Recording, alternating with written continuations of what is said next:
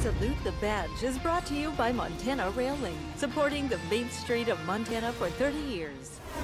In weather like we're having, emergencies move to an entirely new level of challenge. Deep snow, extreme cold, and our mountain terrain present problems unique to the Northern Rockies. Even for a city fire department like Missoula, training to deal with winter rescues needs to be a part of the equation. You know, to start out with, it's going to be some land navigation. We're going to be given coordinates or a pretty basic or a remote location of a patient.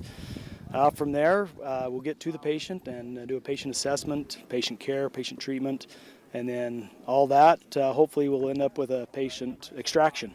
So getting them back down to a place where they can get either airlifted or ground transportation.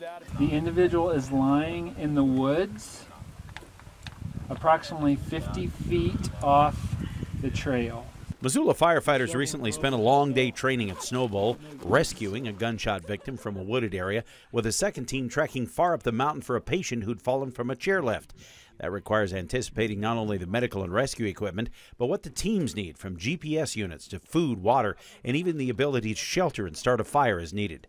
And they need to stay safe themselves, even though this is just training.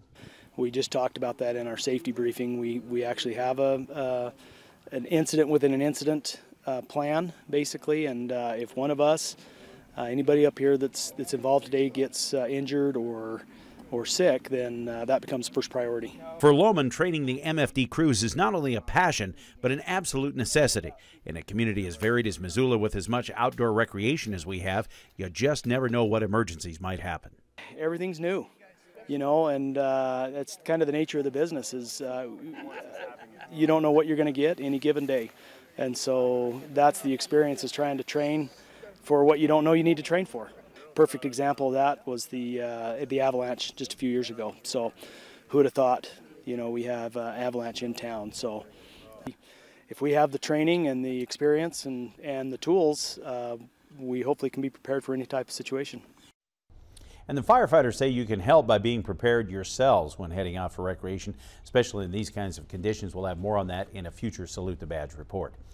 For the past few months, we've been, actually the last year now, Montana Rail Link has teamed up with us to honor the men and women that dedicate their lives to serving us with our Salute the Badge series. And we're going to have a very special program coming up tomorrow night. We recap and replay some of the favorite episodes we've had in meeting these great men and women. That retrospective airs at 6 o'clock as we share many of our favorite stories from Salute the Badge.